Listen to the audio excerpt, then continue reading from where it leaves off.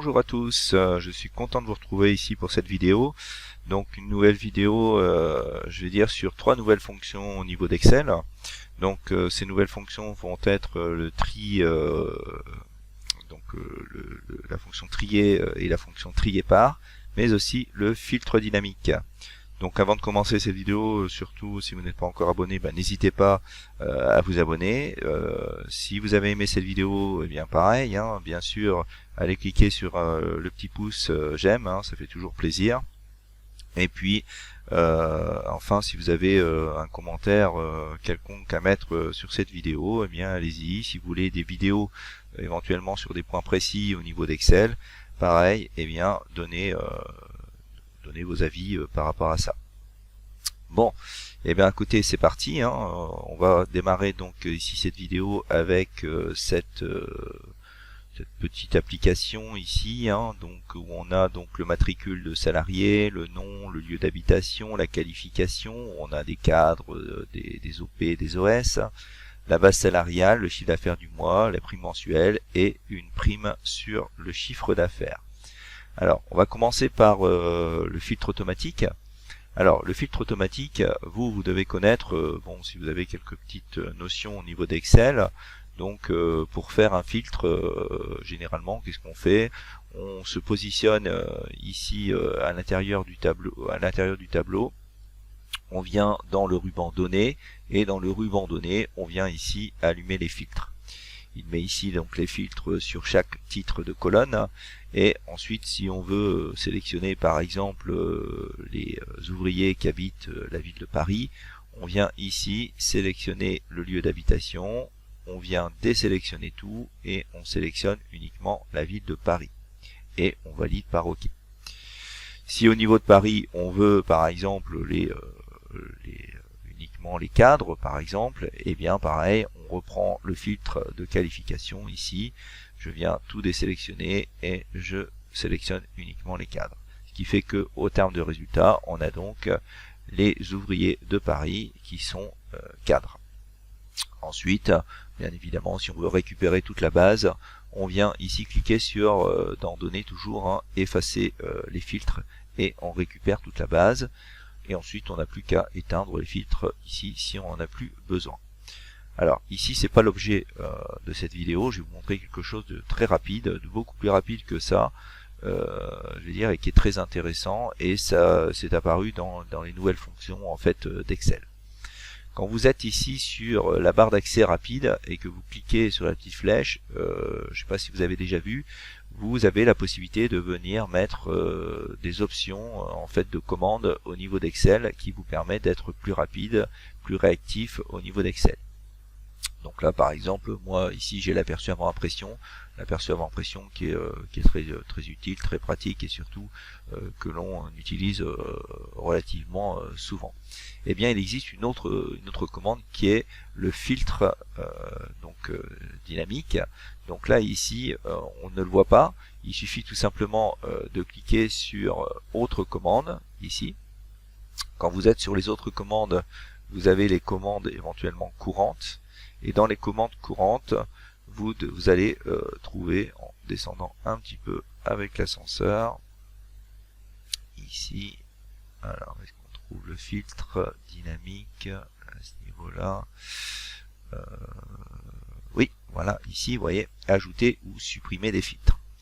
Si vous ne le trouvez pas dans les commandes courantes, tout simplement vous allez sur toutes les commandes ici, et là en prenant toutes les commandes, ils sont classés par ordre alphabétique, donc vous descendez ici, voilà, jusqu'au moment où vous allez trouver, pas aller trop vite, donc voilà le filtre automatique qui est ici, vous le sélectionnez, vous l'ajoutez ici sur la liste des commandes supplémentaires, voilà, et vous validez par OK.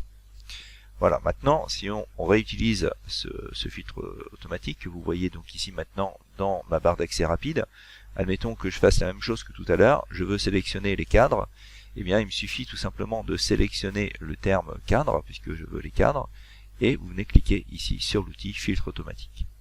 Hop, tout de suite, on a les cadres qui sont sélectionnés avec les fils qui se sont mis ici au-dessus. Et si je veux les cadres liés à la ville de Lille, par exemple, ben pareil, je sélectionne ici la ville de Lille et je filtre à nouveau avec mon filtre automatique. Et j'ai donc les cadres de la ville de Lille. Si on veut tout récupérer, bon ça c'est comme d'habitude, il suffit tout simplement d'aller dans Données, d'aller sur Effacer et ensuite d'éteindre les filtres. Voilà un petit peu ce petit outil de filtre automatique qui est bien sympa, qui est bien rapide, donc et qui serait dommage de ne pas connaître. Maintenant, deuxième fonction, la fonction trier. Alors la fonction trier, pareil, ça fait partie quand même des nouvelles fonctions d'Excel, c'est pas très vieux. Alors toujours la même chose, lorsque vous avez, si vous avez des notions au niveau d'Excel, pour trier, ben, il y avait plusieurs façons de faire. Hein. Tout simplement, on pouvait, première méthode, on sélectionne le tableau, ici, hein, on va dans Données, on cliquait ici sur Trier, on choisissait la colonne sur laquelle on veut trier, donc, on pouvait choisir par exemple ici, je sais pas moi, la qualification, voilà, de A à Z, hein, et on validait par OK. On avait donc ici notre tableau qui était trié donc par qualification. Donc ça c'était une façon. Si on veut trier par qualification puis par ville, même chose, on allait dans le tableau, ici, toujours pareil, on clique sur trier.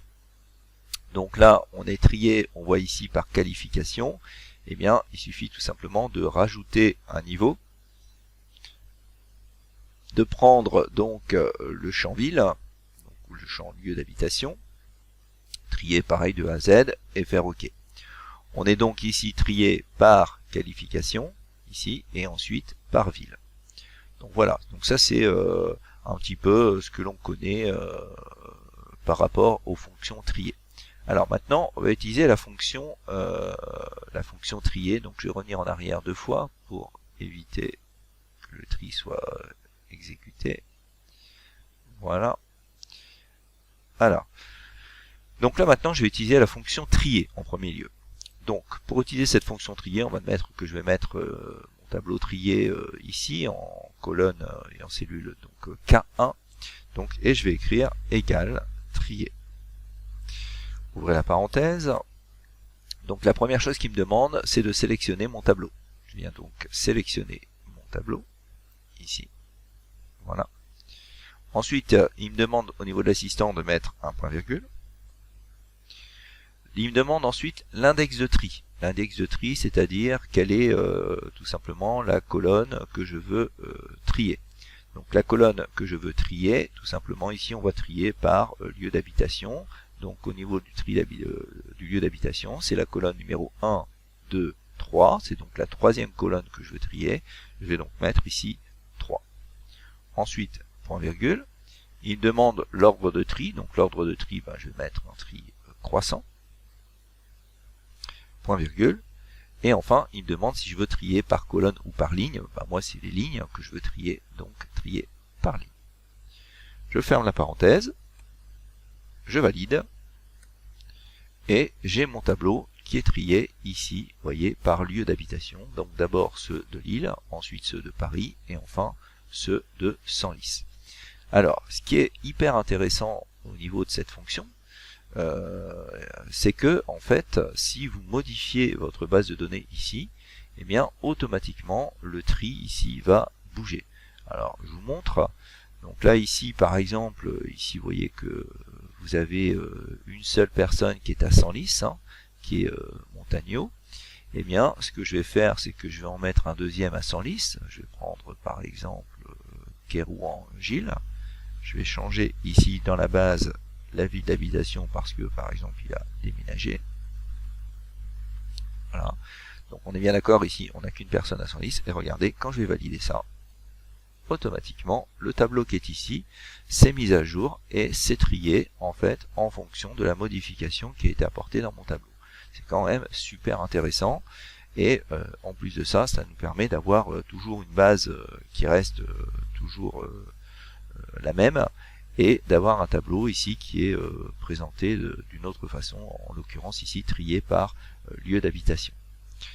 Donc voilà pour cette petite fonction trier. Alors le problème de la fonction trier, c'est qu'elle nous permet de trier que sur uniquement donc une colonne.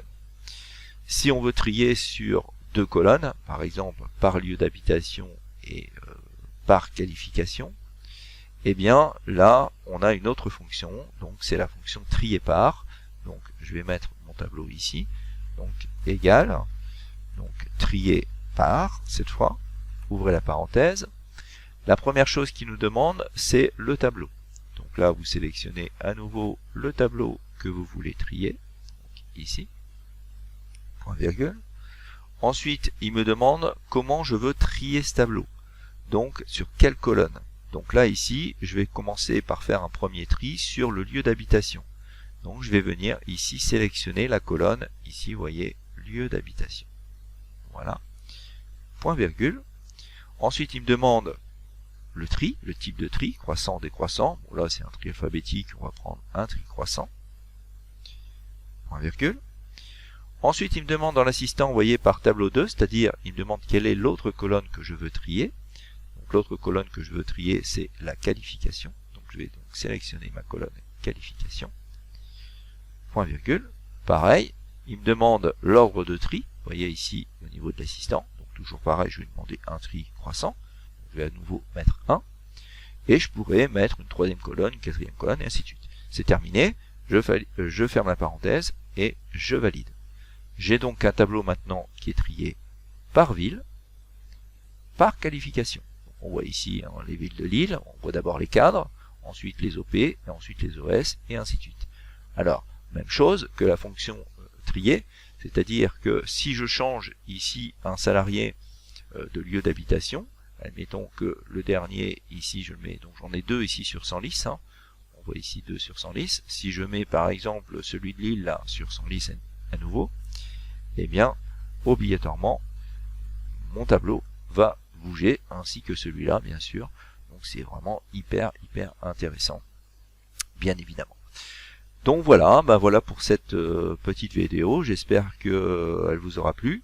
Si elle vous a plu, eh bien n'hésitez pas, hein, encore une fois, cliquez sur le petit pouce comme quoi vous aimez. Si vraiment vous avez apprécié, eh bien n'hésitez pas non plus à mettre des petits commentaires, ça fait vraiment très plaisir. Donc voilà, je vous souhaite une bonne fin de journée, bon courage à vous, et puis à bientôt pour une prochaine vidéo.